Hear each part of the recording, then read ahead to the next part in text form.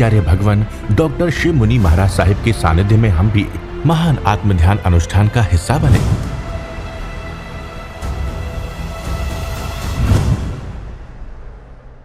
गुरु हमको ऐसी कृपा दृष्टि दे। दो तत्व अलग अलग है, इसको एक मानना। दो तत्वों को हम एक मान लेते हैं। कैसे? जैसे आपसे पूछा आप कौन हैं? मैं पुरुष हूँ, मैं स्त्री हूँ, मैं घर का पति हूँ, मैं पत्नी हूँ, मैं माँ हूँ, मैं बहन हूँ। फिर आपको पूछिए, आप शरीर का परिचय देते हैं, मैं दुकानदार हूँ, मैं ये हूँ, मैं ये हूँ। ये क्या है? ये आपने शरीर का परिचय दिया। पर देह के भीतर जो देह को चलाने वाला कौन है, देह के पीछे कौन शक्ति है, उसको आप भूल जाते। दो तत्व हमेशा याद रखो। जड़ और जीव का भेद करते हुए यदि आप कोई भी कार्य करते हैं तो पाप कर्म का बंधन नहीं होता। कैसे? होश रहे आपके भीतर, कुछ भी कर रहे हैं, ये कौन कर रहा है? आप चल रहे हैं तो कौन चल रहा है? शरीर चल रहा है। और आप मात्र देख रहे हो, शरीर चल रहा है। दो तत्व अलग अलग रहे। आप भोजन बना रहे हो तो इतना जागरूक रखो, शरीर भोजन बना रहा है, मैं मात्र दृष्टा। आप व्यापार धंधा कर रहे हो, आप कुछ भी कर रहे हो, तो दो तत्व अलग अलग है। एक ज्ञाता दृष्टा है, एक वो काम करने वाला।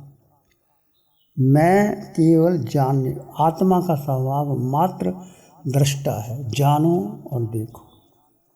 आप जान रहे हैं और देख रहे हैं। और कर्ता, मैंने किया, उसने किया, ऐसा कर दिया, वैसा कर दिया। जब आप कर्ता भोगता, ये शरीर करता है, मन और बुद्धि, ये तीनों शरीर के हिस्से। शरीर का मतलब मन, बुद्धि और इंद्रियां।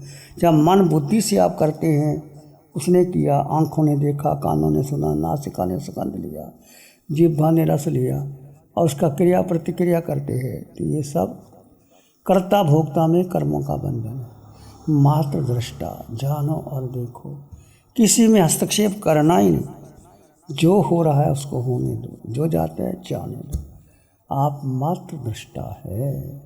यदि इस प्रकार आप प्रयास करो, पूरा ना हो सके तो शुरू करो।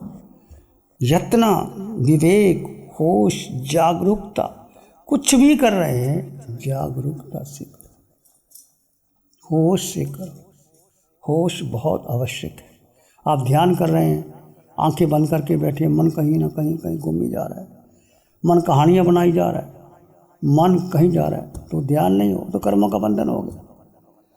आप एक एक श्वास के प्रति पूर्ण होश रहे कि इस श्वास प्रश्वास के साथ वर्तमान क्षण में मैं कहाँ हूँ। जड़ और जीव का भेद करते हुए, शरीर को अलग करते हुए जीव में स्थित रहने का पुरुषार्थ करो। जीव को जानना, समझना और उसके साथ, जीव के साथ रहना। जीव को जानकर समझ करके जीव का जीव में रुकना, ठहरना, बस यही ध्यान है, यही साधना है। इसको आगे बढ़ना है। कठिन होता है, मन, इंद्रियां, बुद्धि भागती हैं, क्योंकि मन को जो जो आपने बचपन से लेकर अभी तक, इस बचपन में कहानी, पहले जन्मों में तुम कहाँ थे, याद है? किसी को कुछ याद नहीं। तुम मनुष्य थे, देव योनि से आए, पशु योनि से, कहाँ है कुछ पता नहीं, कौन से माता पिता थे, इस जन्म का भी याद नहीं रहता। 2 दिन पहले आपने भोजन क्या किया था, पूछो तो याद नहीं आता, सोचना पड़ता। 2 दिन पहले क्या का कुछ याद नहीं। तो इस जन्म में मन ने कितने कितने संस्कार दिए, वो सब भरे हैं। आँखों ने देखा, कानों ने सुना, नासिका ने सुगंध ली, जिह्वा ने रस लिया, काया ने स्पर्श किया, 5 इंद्रियां, 23 विषय, 240 विकार में कैसे कैसे कैसे मन ने भर लिया। तो मन को खाली करना, यही ध्यान है। सारे विचारों को धीरे धीरे दृष्टा भाव से खाली करते चले जाओ, करते चले जाओ, करते चले जाओ। एक दिन आप खाली हो जाओ। मन के साथ लगना ही नहीं, मन को अपना बनाना नहीं। मन पापी, मन कपटी, मन पल पल में और मन के मते ना चालिए, मन चोरों का चोर। यदि मन के पीछे लग गए तो संसार, और मन, बुद्धि, इंद्रियां और जीव को अलिप्त अवस्था में रहने का पुरुषार्थ किया तो आप आगे बढ़ गए। तो ये बहुत साधना का विषय है। आपको समय देना होगा। संसार के सारे कार्यों से जो बिल ज़रूरी नहीं है, हम उसमें जानबूझ करके कहते हैं don't pose your nose into the affairs of others. किसी के क्यों हम दखल देना किसी के बारे में, पड़ोसी के घर में क्या, उसमें क्या, हमें क्या लेन देना किसी के बारे में। हम सोचें ना, तो अपने ही बारे में चिंतन मनन करें। तो ये यत्नापूर्वक चलना, यत्नापूर्वक बैठना, होश, विवेक, जागरूकता में आगे बढ़ना, यह है यत्नापूर्वक। ये बहुत साधना का सूत्र है, गहरा सूत्र है। हर कार्य करते करते करते करते मन, बुद्धि, इंद्रियों के पार जा कर के जीव अपने स्वभाव में, जीव का स्वभाव मात्र दृष्टा, मात्र जानो और देखो, और कुछ भी अपना नहीं। यत्ना शरीर क्या है? दीपे चाम चादर मणि, हाड़ पिंजरा दे, भीतर या सम जगत में और नहीं दे। इस शरीर के ऊपर ये चादर है, चादर का 1 इंच भी नीचे देखो क्या है? मांस, मज्जा, रक्त, खून की भरा हुआ है। भीतर क्या है? ये है, दुर्गंध है। और इस शरीर के लिए हम कितना कुछ करते हैं, सोचते हैं, चिंतन करते हैं। अशुचि भावना का चिंतन करो। भीतर या सम जगत में और नहीं किंकर। यही गुरु ग्रंथ साहब में लिखा है, साधो ये तनु मिथ्या जानो। साधो ये शरीर को मिथ्या जानो। साधो ये तन मिथ्या जानो। या भीतर जो राम वस्तु है, या भीतर जो राम वसत है, साचो ताही पिछानो। भीतर जो राम है, जो जीव है, जो सत्य है, जो शाश्वत है, जो बीइंग है, जो चेतना है, जो राम है, वही सत्य है, उसको पहचानो। ये शरीर साधो ये तनु मिथ्या जानो। या भीतर जो राम बसत है, यही साचो ताही पहचानो। गुरु ग्रंथ साहब में कहा गया है, मोहल्ला 9 में, शरीर मिथ्या है, नश्वर है, अशुचि भरा है, इसके भीतर रहने वाला राम अर्थात आत्म तत्व ही साथ है, शुभ है, आराधनीय है, मंगलकारी। उसी के कारण शरीर का किंचित महत्व है और कोई कारण नहीं। कहा गया है कि दृश्यमान घोर नरक कौन है? नरक क्या है? अपना देह। यदि देह के प्रति आपकी आसक्ति है, देह को अपना माना, तो ये नरक लेके जाएगा। यदि देह को अपना नहीं माना, पराया समझा कि मेरा कुछ नहीं है, तो आप आगे बढ़ सकते हो। तो काया गुप्ती का मतलब है कि काया को संकोच करके आश्रव से संभर की ओर आना। जीव जलाशय है, शरीर को अपना समझो। इसलिए काया गुप्ती की साधना केवल सबको करनी चाहिए, मनोगुप्ती, वचन गुप्ती और काया गुप्ती। मुनियों को भी, जो उन्होंने पंच महाव्रत धारी की है, जो श्रावक हैं, जो 12 व्रती हैं, व्रती हैं, जो अव्रती हैं, उनको भी करना चाहिए। पाप जनक व्यापारों से बचना चाहिए। सामायिक संबर आदि में अधिक समय बताना चाहिए। 12 व्रतों का श्रावकों को पालन करना चाहिए। सामान्य गृहस्थों को कम से कम 7 व्यसन का त्याग करना चाहिए। 7 व्यसन, तो इस 7 व्यसन का त्याग करना चाहिए। और 15 कर्मदान बताया है कि श्रावक हो तो आजकल के ज़माने में तो लोग विचार ही नहीं करते, बस धन आना चाहिए, कैसे आए। बिल्डिंगें बनाई जा रही हैं, खान खोदे जा रहे हैं, कितने कर्मों की हिंसा होती है। तो 15 कर्मदान का लिखा है, भगवान ने बताया है कि एक श्रावक को 15 कर्मदान, कर्मदान का मतलब से कर्म आते हैं, उसका त्याग करना चाहिए। पहले इंगाल कम में अग्नि का आरंभ श्रम करना, जैसे कि अग्नि को जला करके कोला बनाना, धुलाई, रंगाई, गलाई आदि काम, लोहार आदि के धंधे, ऐसा श्रावक को नहीं करना चाहिए। वन कर्म में वनस्पति के आरंभ के लिए खेती, हरी सब्जी को उबालना, सुखाना और आरंभ के लिए व्यापार आदि करना। साड़ी कर्म में जो वाहन बना करके भेजना, पहले पुराने ज़माने में जो बैल गाड़ी बनाते थे भेजते थे, वो भी नहीं करना। भाड़ी कर्म में सचित वाहन चलाकर किराया कमाना। फोड़ी कर्म में खान खोदना, जैसे खान खोदते हैं उसमें कितने कुआं, बावड़ी, तालाब, सड़क, मकान आदि बनाने का ठेका लेना। जैसे आजकल ठेके ले लेते हैं, बड़ी बड़ी बिल्डिंगें बनाते हैं, फिर उसमें अच्छी कमाई होती है पर इससे बहुत हिंसा होती। पृथ्वी को खोदते हैं, पृथ्वी, पानी, अग्नि, वायु, वनस्पति, बेंद्री, तेंद्री, चिरेंद्री, जीवों की हिंसा होती। दंत वाणिज्य प्लस जीवों के शरीर को अवयव का व्यापार, जैसे हाथी दांत, रेशम, कस्तूरी, शंख, केश, नख, चर्म आदि ऐसे व्यापार नहीं करना। लख वाणिज्य जिन वस्तुओं को तैयार करने से त्रस जीवों की हिंसा हो, उसको सड़ाना, केमिकल्स का व्यापार करना, लाख, चिपड़ी आदि बेचना, साबुन, नमक, रंग आदि का व्यापार। जैसे कोई लोग साबुन का ठेका ले लेते हैं, साबुन बनाते हैं, बेचते हैं, उससे पीछे कितनी हिंसा होती है, बस एक श्रावक को नहीं करना चाहिए। रस वाणिज्य शराब का धंधा, घी, तेल, गुड़, शक्कर आदि जो उसको विकृत करके उसका जो धंधा करते हैं, ऐसा नहीं करना।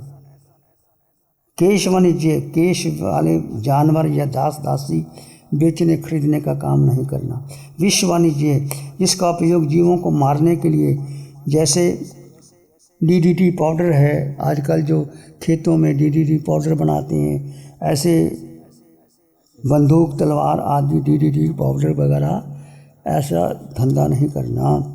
यंत्र पीड़न कर्म तेल या रस निकालना, चरखे, मिल, प्रेस, चक्की आदि चलाना, बिजली से चलाने वाली जो चीज़ वो नहीं करना। निलंछनीय कर्म नपुंसक बनाने का धंधा, अंगोपांग छेदन कर देना, दाग देना। जैसे कुछ लोग अपने कुत्ते पालते हैं, उसकी पूँछ काट देते हैं, उसका अंग काट देते हैं, बेचारे कितनी तकलीफ़ होती है। किसी का अंग काट दो, उसको कितनी वेदना होती है। शौक के लिए लोग ऐसा काम करते हैं। दव निरंजनीय कर्म नपुंसक बनाना किसी को। दावगी दावन्या जंगल, खेती, गांव आदि में आग लगा देना। आजकल देखो जैसे वो खेती हो जाती, आग लगा देते, गन्ने के खेत जला देते, कुछ भी विवेक नहीं रहता। कितने पहले तो उसमें छोटे छोटे जीव, पृथ्वी, पानी, पृथ्वी, अग्नि और उसके साथ बेंद्री, तेंद्री, चिरेंद्री, पचेंद्री जो होती है आग लगाने। पंजाब में देखो पुवाली होती है, गेहूँ निकल गया, आग लगा देते हैं। कितना प्रदूषण होता है, सरकार मना करती है, फिर भी किसान लोग ऐसा धंधा, ये भी कर्मदान में आता है। सर्द है तलाए शोषनिया खेती आदि करने के लिए नदी, तालाब आदि का पानी सुखाना। नदी का पानी, तालाब का पानी, इसको सुखाने से भी तालाब में, नदी में कितने त्रस जीव होते हैं, बेंद्री, तेंद्री, चिरेंद्री, पचेंद्री, सुखाओगे मर जाते, ऐसा नहीं करना। असही जाव पोषणीय शौक के कारण शिकार करना, आजीविका के लिए तो हिंसक जानवर, दुष्चरित्र स्त्रियों का पोषण करना। ऐसे ही 15 कर्म भूमि को एक श्रावक जो धार्मिक है उनको ऐसे कार्य नहीं करने चाहिए। विचार करना, चिंतन करना, यदि ऐसा कुछ आप कर रहे हो तो विचार करो किस कार्य। देखो जो भी आदमी कार्य करता है उसका भोगना तो पड़ेगा पाप। नहीं करोगे और बच जाओगे, नहीं तो अपने व्यापार धंधा किया, बहुत किया, तुम्हें साथ क्या लेके जाना, अपने बेटे के लिए, बेटी के लिए, पत्नी के लिए कोई साथ नहीं जाता, कोई किसी का काम नहीं आता।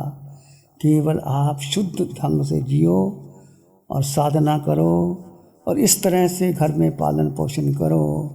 आप याद करो पूर्णिया श्रावक, उसका पिता काल सौरभ कसाई जो कितना हत्या करता था, उसका ही बेटा पिता का काम धंधा छोड़ दिया, कुछ एक पैसा नहीं लिया, कुछ जायदाद का हिस्सा नहीं लिया। दोनों पति पत्नी किसी गांव में झोंपड़ी बना करके रहते हैं और धंधा कैसा करते हैं, बाज़ार से रुई लाते हैं, पूनियाँ बनाते हैं, पूनियाँ बेच देते हैं, उसके नाम से उसको पूनियाँ श्रावक कहते हैं। और भगवान महावीर प्रशंसा करते हैं। और एक समायिक राजा श्रेणिक मगध सम्राट जिसके पास हाथी घोड़े हीरे जवाहरात सब था, दुनिया का बादशाह था, एक समय का नहीं खरीद सका। संसार बड़ा विचित्र है, विचार करना, चिंतन करना। प्यारी गुरुवाणी है। नमो अरिहंतानंग, नमो सिद्धानंग, नमो आयर्यानंग, नमो उपजयनंग, नमो लोय सब साहुनंग, धम्मो मंगल मुखिठम, अहिंसा संयमो तवो देवावित्तं नमं संति जस धम्मे श्यामम्। श्री चत्तारी मंगलम, अरहंता मंगलम, सिद्धा मंगलम, साहु मंगलम, केवली पानत्तो धम्मो मंगलम। चत्तारी लोग उत्तमा, अरहंता लोग उत्तमा, सिद्धा लोग उत्तमा, साहु लोग उत्तमा, केवली पानत्तो धम्मो लोग उत्तमो। चत्तारी शरणं पवज्जामि, अरहन्ते शरणं पवज्जामि, सिद्धे शरणं पवज्जामि, साहु शरणं पवज्जामि, केवली पानत्तं धम्मं शरणं पवज्जामि। चारे शरण जगत में शरणा